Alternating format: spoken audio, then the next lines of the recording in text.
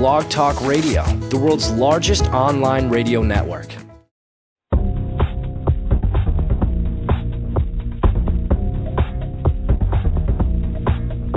Welcome to World Footprints Radio, the show where we celebrate responsible travel, culture, and heritage. Featuring your hosts, Tonya and Ian Fitzpatrick. Now, World Footprints Radio. Hello, everybody. Thank you for joining us today on World Footprints Radio. It's a wonderful day to travel and leave positive footprints. We're your hosts, Tonya and Ian Fitzpatrick, and we're going to take you to some very interesting places where nobody else really does. If you're joining us for the first time, thank you, and welcome to our world of socially conscious and responsible travel. Babe, I think we have a very interesting show lined up today. Indeed we do. Today's World Footprints explores the world of silence, how a man and a fragrance can change the world, and a place where freedom remains a struggle. First, after witnessing the devastating effects of a 1971 oil spill in San Francisco Bay, John Francis embarked on a period of reflection that stretched into 17 years of self-imposed silence and 22 years of walking. We'll introduce you to John and his incredible story, chronicled in National Geographic's The Ragged Edge of Silence, Finding Peace in a Noisy World. Then it's the extraordinary story of how a man named Geir Ness and how a fragrance company named after his mother Laila is changing the world. Geir's passion and determination have made him an entrepreneurial success who hasn't lost sight of his commitment to make a difference in others' lives, and will share his story.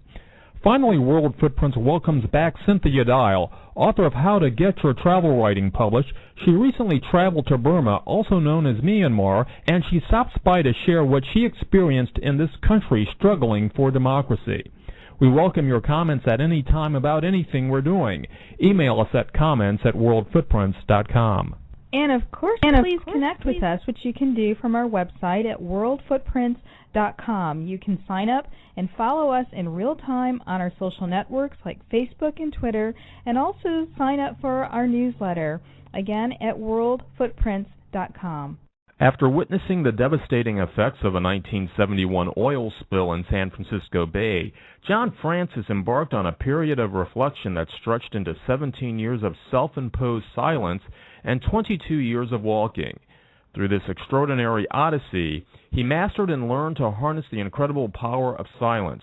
His story is detailed in National Geographic's The Ragged Edge of Silence, Finding Peace in a Noisy World. John, what possessed you to stop speaking and just listen? Well, I guess I just got tired of arguing, and I was arguing about whether one person could make a difference because I had seen an oil spill and had given up riding and driving in motorized vehicles. And so on my birthday, I decided I wasn't going to speak for one day, but I only thought it was going to be for one day. Oh, my. One day turned into 17 years. Exactly. When you first imposed this vow of silence, I mean, how did you go? You said that you expected it to last for one day. How did it end up lasting for 17 years?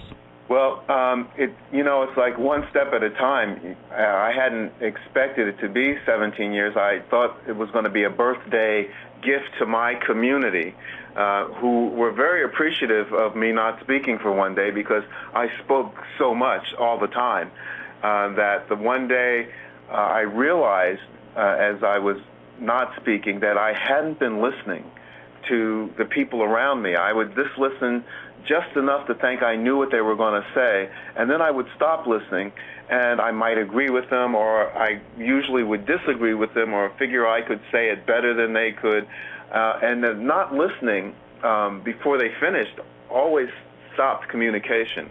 And so I realized that during the first day that I didn't speak, and so I decided maybe I should listen for another day because I was starting to learn something. And it went like that. I learned different things as I maintained this silence until finally I said, well, I'm going to be silent for a year, and I'll revisit that on my birthday again and see if I'll start speaking. And it just lasted, 17 years, 17 birthdays passed. Well, how were you able to, you said you learned you picked up some techniques and really learned how to navigate the world in silence, but how did that impact your life, your relationships with others, your work? Well, it was a very severe impact with my family, for example, who were in Philadelphia while I was in California, is where I started not speaking. First, I gave up riding in cars, and they said, "Well, how are you going to come visit us?" And I said, "Well, I'll have to walk." And when I stopped talking and wrote my mother and said, "I'm not speaking, so I can't call you on the phone," my mother just said, "Your dad's going to be out on the next plane." She wrote back, and my father came out, saw me, and he said, "Well, dear, we should just leave him out here because this wouldn't work back in Philadelphia." But they locked me up, which was a good thing. They didn't lock me up, and I just every day learned to navigate. Well, people like to be listened to. I think it's a very important skill that sometimes we forget, that even though someone's speaking, that if there's someone that's not listening to them, if they're not being listened to, there's no communication. And so I was learning this very important lesson about communication, that we have to listen to each other. But I was going to take all this time in order to do it, I guess. Mm-hmm. Well, we talk about travel here as being very transformative, and we define that very broadly. Life is a journey and very transformative, and I'm just curious what you learned about yourself during this time of silence and how transformative that was for you. Well, and in the book, Ragged Edge of Silence, it talks about the journey of life, and this. I guess that it's the inner journey. You have an inner journey and you have an outer journey, and that the geography of each journey is a little different, but they fit together. And my outer journey, I believe, and my inner journey actually complemented one another. And as I walked across, I did walk across the United States, and I listened to a lot of people who I might not have heard had I driven or flown across. I'm sure I wouldn't have heard them. But that was my education. That was my informal education. But as I walked, I did stop and I worked. I built wooden boats. I worked as a printer. I went to school as well and studied undergraduate, getting my undergraduate degree in silence, and then going to Montana from Oregon to get my master's degree, and actually teaching in silence while I was getting my master's in environmental studies. And that teaching in silence, where the students were actually speaking more than I would speak, because I didn't speak at all, but was very transformative, because I learned about learning, that we learn from each other. And you can be a teacher, but if you're a really good teacher, you're probably learning just as much from your students as you may be teaching.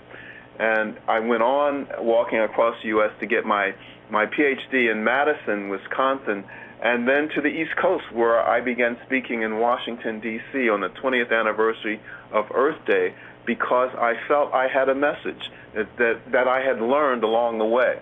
You discovered, as you were walking, as you were traveling, you discovered some very interesting practices from other cultures regarding silence.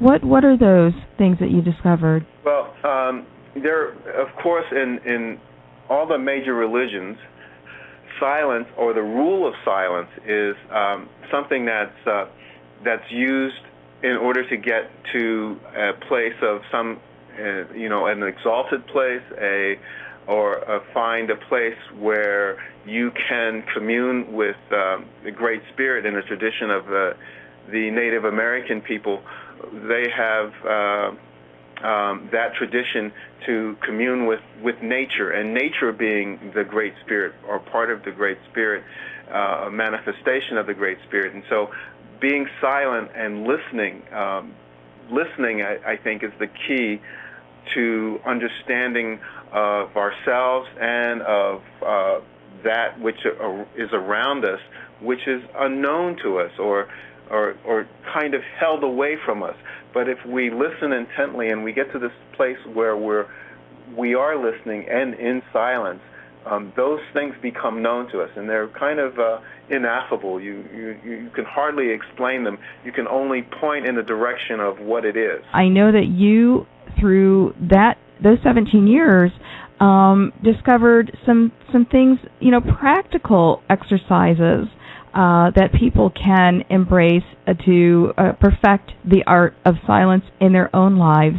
What are some of those practical exercises? Well, in the book, Ragged Edge of Silence, there are exercises right after each chapter, and they start off very simply by maybe sitting in a quiet place, like finding a place in a park or some place that is quiet in your home, and just being quiet for 5 minutes. Well, maybe 2 minutes, and it sounds like, well, that's very easy to do, but when someone hasn't been doing this kind of practice, a minute or 2 minutes seems like a really long time. Well, the book will take you through this kind of awakening until finally we get to places where the exercise is as you're walking along, to remember a place where you had that silent experience and take that moment to bring yourself into that place, into that silence that you had the experience in a quiet place. And so the exercises in the book tend to help you take it with you as you're traveling through your day.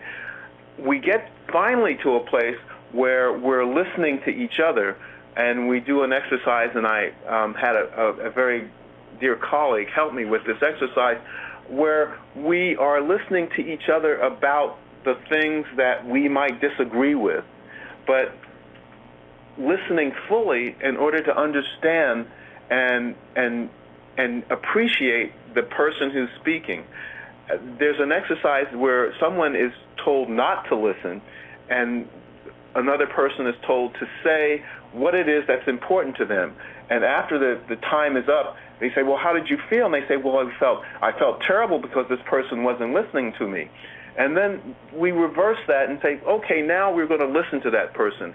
And they ask after the exercise, well, how do you feel? I felt, so valued, and the time just flew by, although it was the same amount of time. And so when we have this experience, we say to the two students and the two people who are doing the exercise, and if you're a reader, if you understand that listening to someone can make them feel good, forget the other part where you don't listen. Just go right to the part where you're listening, and imagine how we can make each other feel in the world if we listen to one another.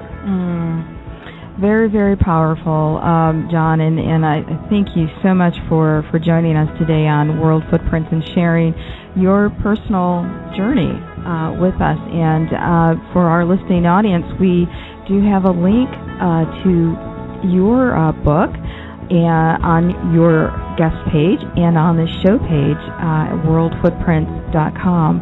John Francis is the author of The Ragged Edge of Silence, Finding Peace in a Noisy World. Thank you so much for joining us today.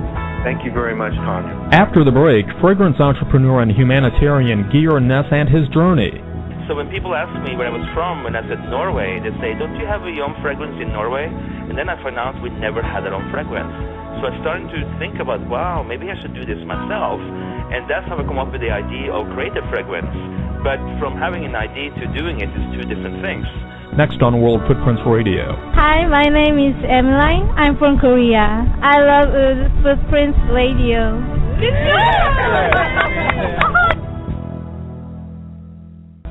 Join award-winning World Footprints Radio, a leader in socially conscious travel, for inspiring, entertaining, and educational shows.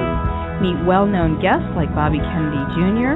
actor Stephanie Powers and director Ken Burns, along with other celebrities, newsmakers, and industry professionals who celebrate responsible travel, culture, and heritage and support public diplomacy initiatives.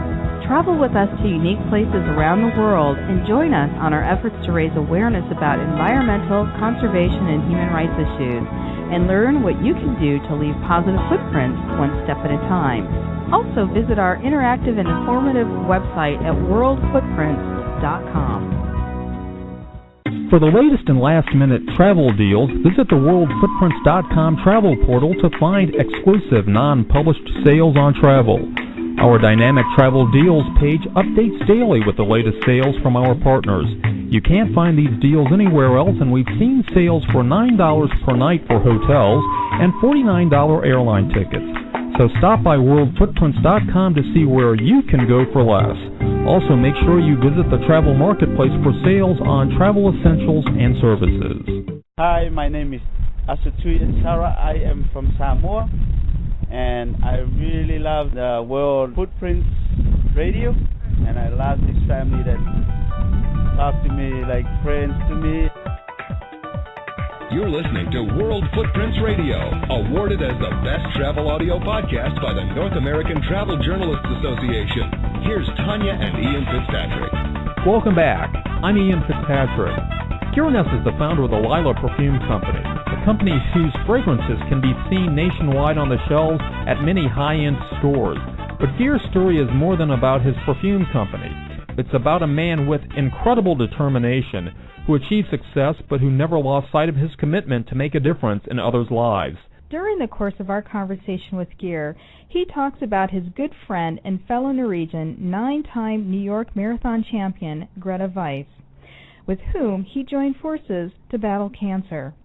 Sadly, Greta lost her battle to cancer the day after we sat down with Gear, and we dedicate this interview to her memory and to all of those who are in the fight against cancer. And we encourage everyone to contribute to winning this fight. And now our conversation with Gear Ness. Gear, welcome. Thank you so much. Your life story reads like a great novel. Tell us about your life growing up in Oslo, Norway, and the many roads that you travel, which finally brought you to the U.S., and I understand you made a stop there in Spain as well. That's true. Well, I grew up right outside downtown Oslo, and we actually lived in a one-bedroom apartment in a fourplex. We were 3 brothers, so we had a bedroom, and my mom and dad basically had their bedroom in our living room. So we didn't really have a lot of extra money, and I just remember so well wintertime where we had a bathroom in the basement we would share with our neighbors downstairs. So when it was 20 below zero, I had to walk down 2 stairs to go to the bathroom during the night. And I remember one time I was so scared because there was something falling down there, and I thought that was, somebody was going to come and kill me. And I remember running up, with my pants down, and this whole experience, and I'm looking back and I'm saying, oh my God! But you know what? I learned so much from it, and growing up in a home that you have 2 loving parents meant so much because we didn't have any money, and I wasn't used to get anything, which actually forced me to start to think about, taking care of myself in a very early age. So my mom was always there, and I got a job when I was almost 12, going with newspaper in the morning. So I was up at 3:30 in the morning, and I went down, got the newspaper, and delivered them, got back to bed for an hour. My mom, woke me up, got breakfast for me, and started school. And doing all those different jobs, by the time I was 18, I bought my first condo. And wow. And I was just, and my condo was bigger than my apartment that I grew up in with my 2 brothers and my mom and dad. And it was really, what I learned from this whole thing was, if you want something, you have to work hard for it, you have to want it, and be kind to people, and treat people with respect, and it comes back to you. Now, when you arrived in the U.S., you initially sought a career as an actor and model. How did you make that leap from those aspirations in the entertainment world to building your own fragrance company? Well, what happened was I was actually living in Spain. I worked as a tour guide, and I also did entertainment, like different shows for all the tourists, singing, dancing, and the whole thing. And one night I was doing the show, and this director from Sweden came backstage and said, "Oh, you're so funny, you're this and that, you should do something more with the craft, you should think about going to London or New York, LA. And, I was very happy in Spain, but then I thought about more and more, and one day I said to myself, I'm just going to write to some of the schools and see if I get any response. And I got this letter from Los Angeles, from the Stella Adler acting school, saying that I had to go there for an audition, and so I just told my parents that I was accepted, and I just went over to LA. I didn't know a single person in the country, and I go to audition, I got accepted, and I started school, and then after 8-9 months, I started to get broke because all the money that I saved up, it goes fast when you rent an apartment, you have to buy a little car and the whole thing. So friends of mine in class had a job as a fragrance model, and I had no clue what a fragrance model was. And they said, well, what you do, you go into the department store, and you work for this fragrance company, and you spray perfume on anyone that walks through those doors. So I literally thought that's what they meant. So I got this job with this fragrance company, and people started, to come by, and I run after people and spray everybody because I was told that, and I got fired in 3 minutes. The manager came up to me and said, "This is not for you, mister. You have to find something else." And I got fired on that. Oh. And but then I started to learn more about this business, and then I got a job in this other department store, and I started to know more. I started to talk to people, and I always, since I was very young, interested in fragrances, especially in flowers. When I worked with my mom, every spring and summer we went up in the mountains, and she will show me flowers and tell me about them, and I could separate them and remember them next time we come. So I always was very, very interested in scent, but not particularly I knew much about perfume, but it's kind of the same thing. So when people ask me where I was from, when I said Norway, they say, "Don't you have a own fragrance in Norway?" And then I found out we never had our own fragrance. So I started to think about, wow, maybe I should do this myself. And that's how I come up with the idea of create a fragrance. But from having an idea to doing it is two different things. So what I did, I met this perfumer when I worked for some of the perfume line in weekends, and I asked him what I need to do, and he told me to find ingredients that I liked. And the first thing, that came to my mind were, of course, Norwegian wildflowers, the flowers that my mom showed when I was little. Mm-hmm. So those were the things that I really would like to have, in the scent. So next time I went to Norway for a vacation, I sampled all the flowers and herbs, and I went with him, and we started to make oil out of them and work together. We worked together for probably 4 years to come up with it. And one thing that was very important for me is to come up with something that had more natural oil, so if people were allergic or sensitive, they could still be able to wear the fragrance. And after we did all that, and I sampled it out, I went to the street and asked people what they thought about the scent without telling them that I was behind it. In that way, you get the honest truth, what people, really think. And the last response we got was such an amazing, almost 100% we said, "Oh my God, I love this. What's the name? Where can I get it?" So I said to myself, I wanted a name that meant something. So what I did, I copied my mom's signature without her knowing it. And I still screened her name on the bottle, and I gave it to her for Mother's Day as a surprise. Oh, and I think that's just such a wonderful story and a wonderful tribute to your mom. And I know you both are quite close, and when you travel, you do live in an airplane basically because you travel so much. but your mom also travels with you around the country on doing tours. Yeah, my mom has been with me several times. We did a show with Nordstrom's department stores, in the U.S. We had done TV appearances, in Europe, and she's been with me. Poor my mom, I drag her with me everywhere.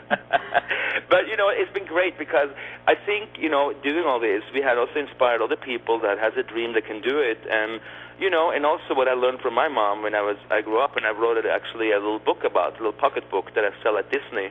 But the book, it's about how my mom learned me at a very early age to respect other people, older people, all kind of people, and just treat people with kindness. And that means a lot, too. It's not just money, giving people, money. It's also how to treat other people, and that means a lot for so many people. Sure, and the book you're referring to is entitled Letters from a Son to His Mother, and that's available at Disney, you said?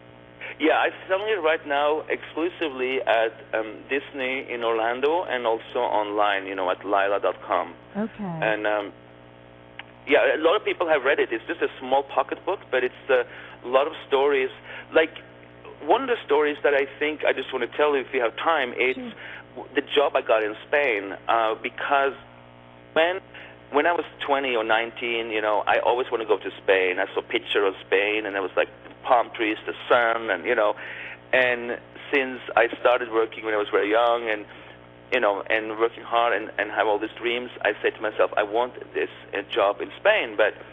And one day I read in the newspaper, and they're looking for a tour guide in Spain right away, but you have to speak fluent Spanish, and you have to know the island of Mallorca. Those were the two things I said. And I couldn't speak a word of Spanish. I've never been to Spain.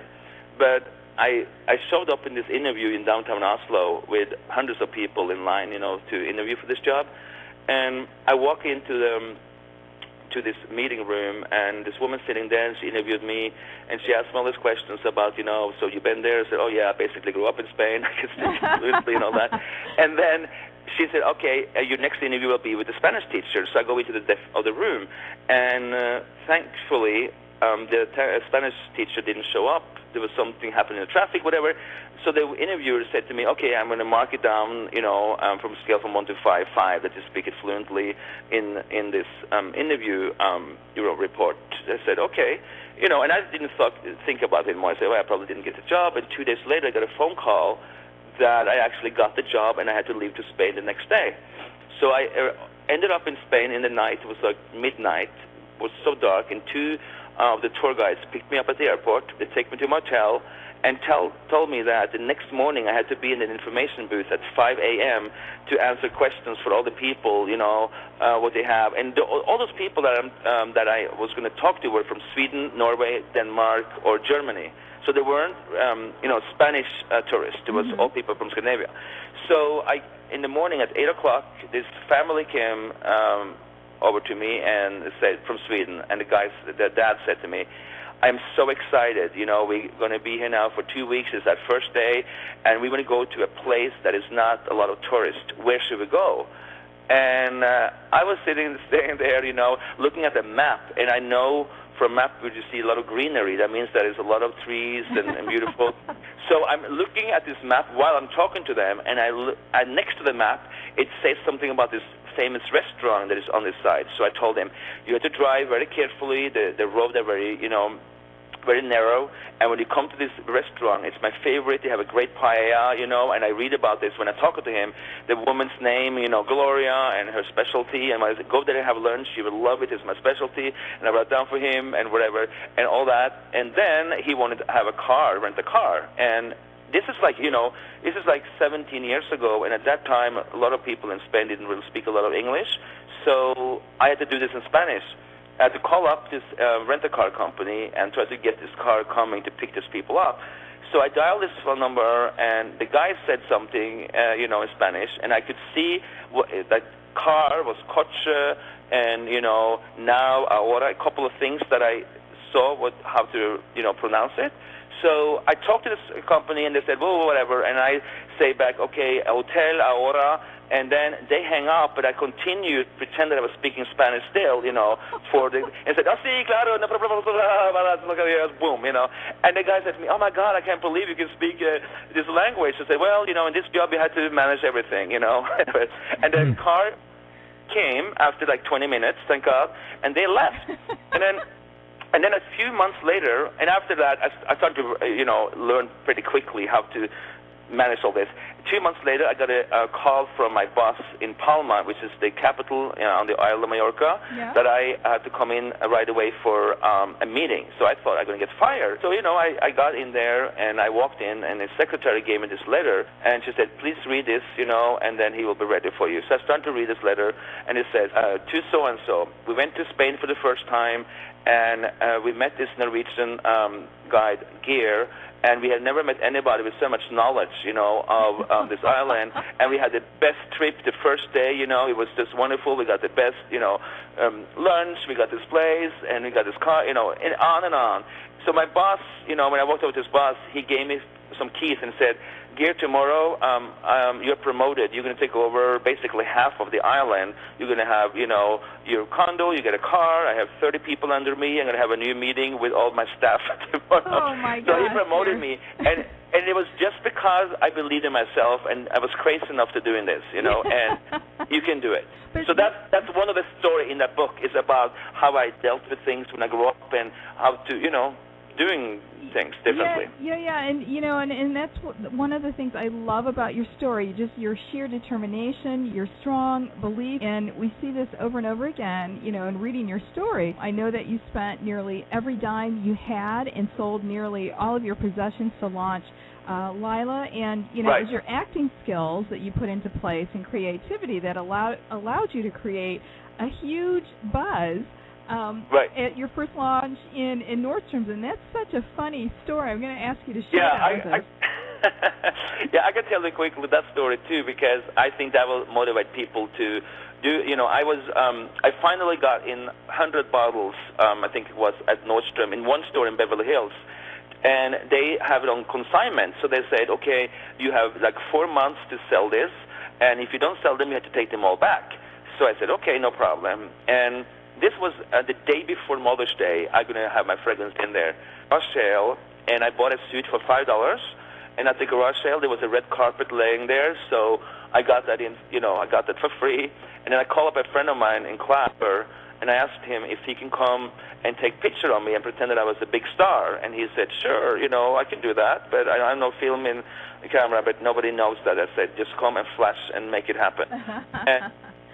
And then when the store opened, I had my suit on, all my bottles was behind me. I had my headshot, my pictures of myself from acting class, so I used that one, and stashed it up, and the red carpet and the whole thing. And when the store opens, people starting to come over to me because, in L.A., everybody want to see a star, or if you think you're a star or whatever, it's all about that. Mm-hmm. So I started to get this huge line of people, and people started to buy my fragrance. I was signing all the bottles, and make it really big. And I had a couple of people in my class that came down, and I told them this to make a big fuss that I was there, and said, oh, my God, here he is. I can't believe he's here in the store. And, like when customer was there, and everybody started to buy more and more. And I remember this one woman come up to me with so much diamonds on her hands, you can even lift her, hands up to me.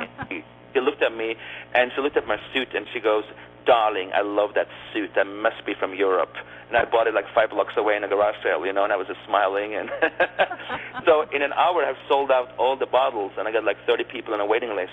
And I remember walking out of Nordstrom's, and this homeless person was out there with his little hat with money in it, and he asked me, excuse me, sir, do you have some change? And I looked at him and I said, you have more money than I will have in a long time. I have something to give you.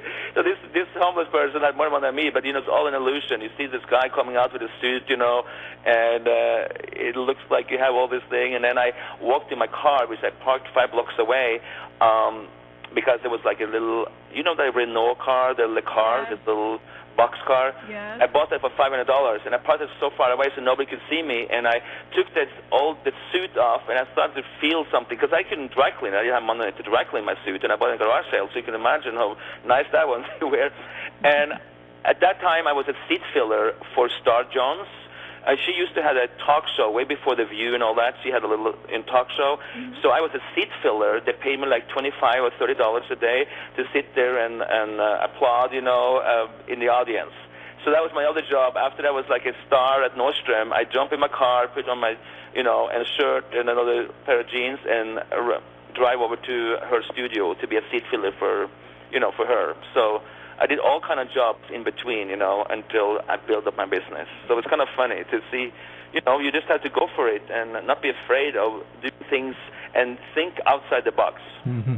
And Gear, building that business and thinking outside the box, you continue to grow this business despite some of the challenges you've faced operationally and manufacturing-wise. And you've also started to extend the line into men's items and handbags. Talk to us about the growth of business. When I started handbags, it was just a fluke. I needed a gift set, and I was thinking about, it would be great to have like a handbag instead of just having a box with my perfume in it. Mm-hmm. And I said, what about, create something that people can use in the summer and winter?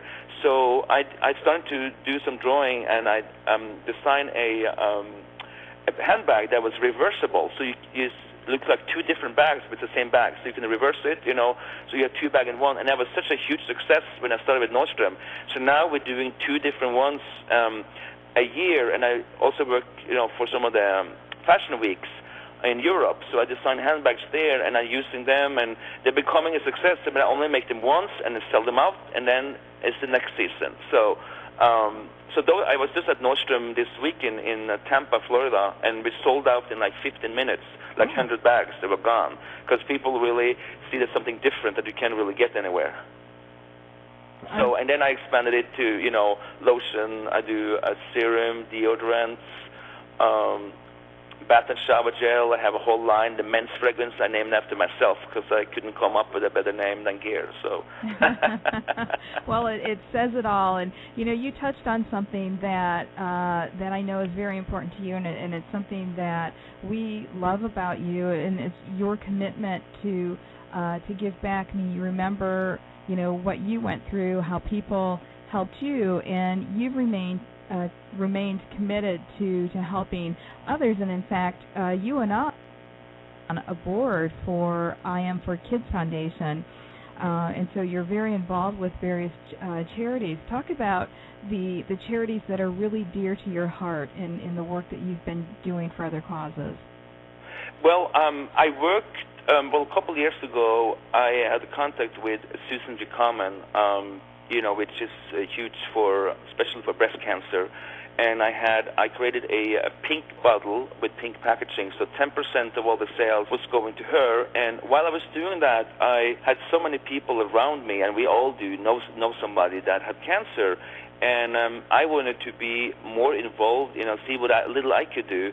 And a very dear friend of mine, her name is Greta Weitz. She is a world champion in marathon, and she had like 9. She won, I think, New York Marathon 9 times. And we had, and she got cancer a few years ago.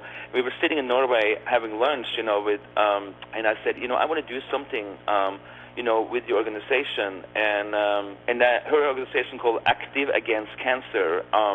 And it's trying to get money for machines you can do to detect, if you, like breathing machines and all those things. And so I was joking and said, I can run the New York Marathon, and she goes, okay, here, I can run the marathon. So I happened, so I trained for it, and I did, and we raised, I think, a couple $100,000 for, running. And when I was doing that, I met other people that had, was abused when they were little, all those things. So I got more involved with those groups, and it's just wonderful to see that you can be able to help people with something you created yourself, and make the fragrance actually be part of, or your fragrance line part of helping people. And a lot of people will say, okay, you don't need a fragrance, to survive, and it's not. Some people will probably think that you don't need a fragrance. It's a more important thing in life. But I can tell you that I met so many people that I have that had experienced my fragrance and know the story behind it, that actually had helped people with their, their way of being. Because I met this one little girl before Christmas in Disney. She was staying there watching me doing my promotion, signing bottles for all those people, and I knew there was something wrong with her, so I took her over to me. I said, come over here, and I gave her a little hand massage with my cream, and I gave her a little sample of my perfume. And then her mom came over to me like an hour later, and she said, thank you for taking care of my daughter. And I said, of course. And she goes, well, my daughter's actually 12 years old, but she has a brain like a 6 years old, and she had like 7 brain surgeries. So her brain is not really developed. And but she, so I got her information, her address right before Christmas. So I sent the little girl a picture of me and some perfume for Christmas. And a few days after Christmas, her mom called me and told me that this little girl is sleeping with my pictures every night and smiling and seeing this picture, and I remember the perfume. And, those are the times and things that makes, the worth for me and doing this, because you can make a difference for people, regardless of, and just take a little time, and it doesn't have to be money. It can be anything. And that's what I learned, from growing up with my mom, and how she taught me all these things that I'm using myself today. that, it's all about being there and listen to people and take a little time, away from yourself, for the people. Now, Gear, your life has been so inspirational to others, and I understand that your life story is being considered for a screenplay.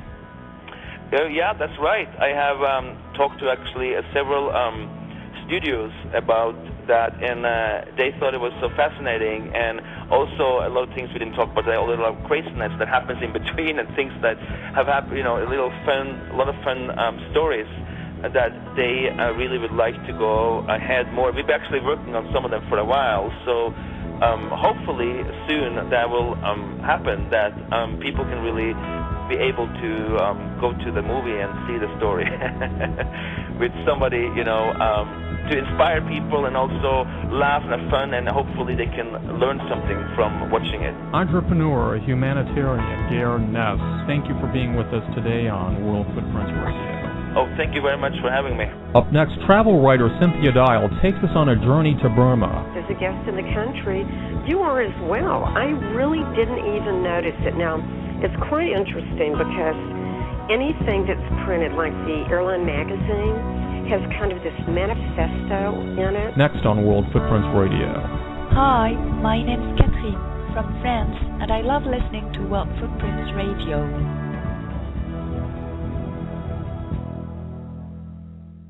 Hi, I'm Tonya Fitzpatrick. And I'm Ian Fitzpatrick. A few years ago, we decided to leave our respective legal practices to live a more purposeful travel life and help others leave positive footprints.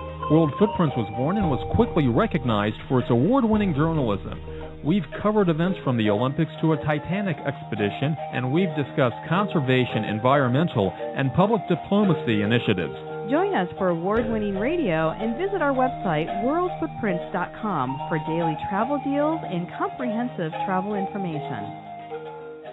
World Footprints Radio is an award-winning broadcast and leader in socially conscious travel. Hosts Tonya and Ian Fitzpatrick bring you entertaining and informative interviews with well-known celebrities, newsmakers, authors, and industry professionals, from environmental leaders like Bobby Kennedy Jr. and David Rockefeller Jr. to conservationists like actress Stephanie Powers and director Ken Burns. Tune in to hear travel journalism at its best. Visit unique places from around the world and stop by the worldfootprints.com website for comprehensive travel information, including special daily travel deals. Hi, this is James Kay from Los Angeles, California. And I just want to say I've traveled all over the world. But whenever I come back home, I always tune in to World Footprints Radio. And now, more of World Footprints Radio with your hosts, Tonya and Ian Fitzpatrick. Welcome back. I'm Tonya Fitzpatrick. Cynthia Dial is a freelance travel writer and author of Get Your Travel Writing Published, and she's probably a familiar name to World Footprints audiences. Cynthia has joined our show many times to share her travel adventures, and her appearance on World Footprints today means that she's probably just returned from another part of the world. Welcome back, Cynthia. Oh, hi, Tonya. Thank you. Now, where did you go this time? I went to Burma, which many may know as Myanmar. It's in Southeast Asia, and it's so interesting because it's bordered by, its borders alone sound so terribly exotic. It's like China, India, Bangladesh, Laos. It's just an incredible part of the world. Mm-hmm. And what was the purpose of this trip? Well, actually, I went with a photo tour. I'd never been on one before, and I was very intrigued by Myanmar just simply because of the Aung San Suu Kyi. Her release was in November. Mm-hmm. She had been elected, legally elected years ago, but they didn't recognize it, and it's under a military dictatorship. Mm-hmm. And I just thought it would be terribly interesting. I know it's very difficult. In fact, on a visa, had I put I'm a journalist on a visa, I would not have been allowed into the country. Oh, is that right? Lonely Planet suggests, and I thought this was very, the way you kind of follow it, if you are a journalist, you might want to put your dream job if you want to visit the country. Because I know one of my editors is very intrigued, and it will be in his magazine, because he was a journalist and he never got there. Now, you mentioned, the country is sometimes referred to as Myanmar or Burma. And I'm just wondering how internally do citizens, the majority of citizens that you met, how do they recognize the country? Both ways, really. They really do. They call the people Burmese. And I've heard the country referred to by them as Myanmar and as Burma. So it's not like it's, although the government itself definitely wants you to refer to it as Myanmar. Mm-hmm. Mm-hmm. The military government. And how has the population been adjusting to this new military rule? The people, it's almost like without a beat, they just resumed positions, and they just went on their merry way. They seemed to be totally unpulsed by the fact that it's military rule. I was kind of shocked. And as a tourist, as a guest in the country, you are as well. I really didn't even notice it. Now, it's quite interesting because anything that's printed, like the airline magazine, has kind of this manifesto in it that talks about the Burmese people and what the 4 pillars that they follow and what the people should do for the country and how they should live their lives. And this is in everything. This is on newspapers, anything that's printed. So that's certainly there. And it reminds you, I think I even saw it on a billboard. I did, in Rangoon. Well, actually now it's called Yangon. It was Rangoon. But the people themselves, they don't talk politics. It's not like we would do over coffee. They do not do that. It's actually against the law to do that. Publicly. And Aung San Suu Kyi, you cannot have a cab driver drive by her house because the cab driver, if you stopped and took pictures, could be arrested. Oh. But the people themselves, you would think that they would just be so closed, and they're not at all. They're so open and friendly and welcoming. They come up to you and speak and wave, and it was incredible. Well, I mean, it sounds like in some ways that perhaps Western media has sensationalized the events in that country. But having just returned from there, would you say that there's kind of a disparity between what we see in our news here versus what you actually personally witnessed? Absolutely. I really do. I mean, I was a bit concerned about going there, to be honest. I just thought, especially with the visa process, it was very much like going to Russia when I had to fill out my visa for Russia. And I thought, do I really want to do this? Is it even safe? And I, of course, thought that because of what I've heard, the westernized nations. And many of my editors, one editor said, since they are under sanctions, I don't think we want a story on that right now. So others have been very, very interested. But it's the most wonderful country, and I'm thinking that if you're holding back because of fears or just the unknown, I would say absolutely do not do that. But I would also say to go with a photo tour or a very small, very well-organized tour. Sure. Now, you had an opportunity to witness some events and really capture images that most people don't see, like the Spirit Festival and a robe ceremony. Talk a little bit about those unique opportunities. Well, it's terribly unique to this part of the world. The Spirit Festival, I think, was probably the most unique. And I have air quotes around unique. So interesting. And this is based on 2 men. There was a king and 2 men who were his favorites. I think they were twins, or they were brothers. And they were everyone in the village was supposed to bring a brick for this pagoda he was building. And they ran into some kind of trouble and didn't, so he had them executed. Well, now the pagoda was built, and it still stands, and there are 2 missing bricks in it for these brothers. But the Burmese will use any reason for a festival. So there's a festival around this now, and it is a spirits festival. And spirits, it's very interesting. The people, the Burmese, are very, very Buddhist, and yet there's a side of them that does believe in, they're very superstitious as well.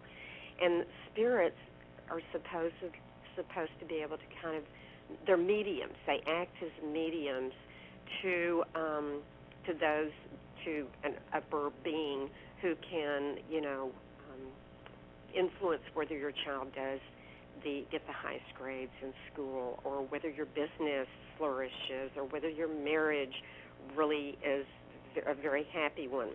And they're very superstitious, and the patrons will pay these spirits, who are men dressed as women. Oh. And I mean, these guys look fantastic, I tell you. I've got a picture I'll send you, Tonya. It's one of these spirits that has a cigarette hanging out of his mouth, and he's just dressed to the hilt. And they dance themselves into this frenzy, to this loud, blaring, what they call music, but it was quite interesting. And then the patrons give them money, and then supposedly they act as mediums for whatever the patrons really want out of their lives. And we were the only non-villagers at this ceremony, and really treated quite like royalty. Once we got in the country, everywhere we went, we really did kind of get front row seats to everything. So we were there for this festival where they're doing their dance, and the patrons are coming up and pasting money on them and hoping for good fortune, and it was quite interesting. And what about the robe ceremony that you witnessed? Now, this was very, very special. A novitiation is when the young Burmese boys become novice monks. And that doesn't mean, I really thought it meant they entered the monastery for life. But it's not that. It's almost like summer school, summer camp, where they get a taste of the novice, or the monk's life. But it's a very, very special ceremony. They have a procession. They dress these boys like princes, and because Buddha's son was a prince, they parade them through town, or whatever form of transportation they have. Like a wealthier family had an oxen cart that was decorated, and the oxen are decorated. They have their little things on their horns and everything. Mm-hmm. Others are riding horses, and to shade them, they have gilded umbrellas over them, and the parents are walking beside them. One little boy, it was so cute, he was quite young. He was drinking his little cup, out of a little childproof cup with a lid on it and everything. Oh, bless. On his top of his little horse, while his parents are, have the gilded umbrella over him.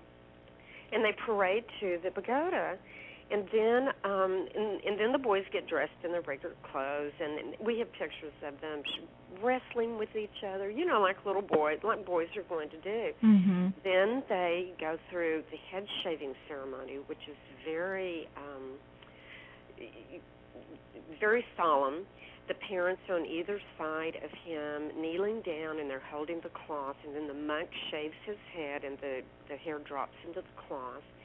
And we witnessed that. We have pictures of that. And we were invited, actually, to the robe ceremony, which is inside the monastery. It was only us and the family.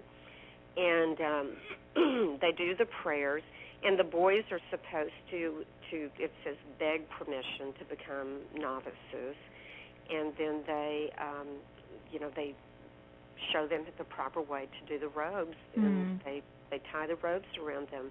And the significance of the robe is because Buddha, when he was very wealthy, and when he renounced the kind of life he had, which was just one full of wealth and no sacrifice at all, he felt the only way to assume a life, as most people did, was to don his really expensive attire and wear a robe, which is only, the purpose of it is just to shelter you from the climate and the weather. Sure. Now, I'm wondering, Cynthia, just a few minutes we have left, was there, I mean, you seem to have experienced a lot of wonderful things. Was there one moment during this trip that was transformative for you? Well, I'll have to say that I think everyone is experiencing right now where you're just so unsure financially, and just, and honestly, the people over there are so poor. and they're so happy. And it made me realize as they're running to the windows to wave to us, and Banglaba, which means hello, and they get so tickled when they see their pictures, and they have their arms around each other, and they're given the peace sign and everything. Oh. It just made me, it was so cute. It just made me realize that, honestly, it is a choice. You choose, you don't choose your circumstances, certainly, but you choose how you handle it. And you choose if you're going to be happy about it, not about your circumstance, if you're going to make your life a happy one, or if you're not. And it's obvious they have really chosen to do that. So I just thought it was, now I feel like I was real privileged because I did kind of get an insider's track on this, and I think a lot of it was because our guide and the gentleman who operated this tour company, this very small photo tours, They really are committed to getting you in to see the real Burma, as opposed to perhaps the one that we hear about on the news, or one that would have many, many layers before you would get to the real people. Sure. And maybe that's why I saw this, but I felt real privileged for that reason. Now, for the listeners who are thinking about traveling to Burma, is there what should they know before they go? Is there a piece of advice that you can give them to assist them in their planning process? Well, absolutely. I would tell them not to try to do it on their own.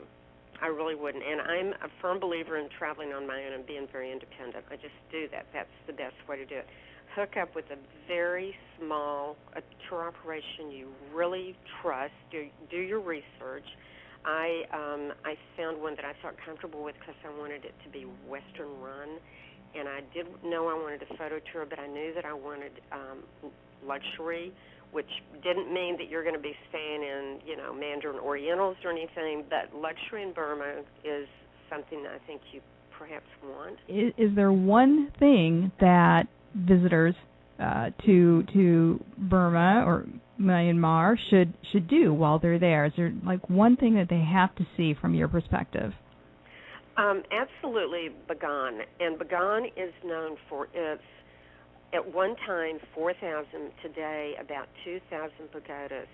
And when you do that, you need to go to the top of one before daybreak so that you're watching the sunrise there, and go to the top of one at dusk and watch the sunset. It is the most magnificent experience, to the extent that a local who kind of is the caretaker, she just happened on to us, helped us down with flashlights, and although we all carried our own flashlights, but it was such a wonderful experience to be up there and see these hundreds and hundreds of pagodas. And you just see, it's almost like layers, because, when you're looking into the distance and one, it's very, very hazy in the back, and as you get close, each layer gets a little bit more clear. That's what you're going to see, layers and layers of pagodas. And then and we did a hot air balloon over it in the morning at daybreak, too. So we saw it from so many perspectives. And that's, I think, a key, too, is to try to see Burma from all different perspectives, from the river, the Irrawaddy, from, on top of pagodas, from all different kinds of perspectives. That's what I would really recommend. Well, I'm glad that you made it back and safely, and could share this trip with our audiences. And just for those aspiring travel writers out there, there is a link to Cynthia's book, Get Your Travel Writing Published, on her guest profile page, as well as today's show page at worldfootprints.com. Cynthia, it's always a pleasure, my dear, and thank you so much for joining us today. Oh, thanks, Tonya. It was a pleasure. Take care. Thank you for sharing this time with us today. We always look forward to seeing you here and to connecting with you on our multiple platforms and social networks. You can find links to everything and sign up for our newsletter and travel deals at worldfootprints.com. And as an aside, I'll be traveling to Bogota, Colombia, and I would love for you to follow me in my adventures in Colombia in real time on our Facebook and Twitter platforms. We're Tonya and Ian Fitzpatrick, and we'll see you next week. And until then, we wish you blue skies and purposeful travel that leaves positive footprints one step at a time. Hi guys, my name is Sandy Best, the Sandy Best from Lake Louise. Where's Lake Louise? It's in Alberta. Alberta's in Canada. Banff National Park. Natural beauty. The only place you should go with is World Footprints Radio. They spend their time looking at those special places that are not tourist traps, that are not thousands of people. For the best on the planet, go with World Footprints Radio. World Footprints Radio is a presentation of Travel and On Media Productions, LLC. All rights reserved. Blog Talk Radio, where millions of hosts and listeners gather.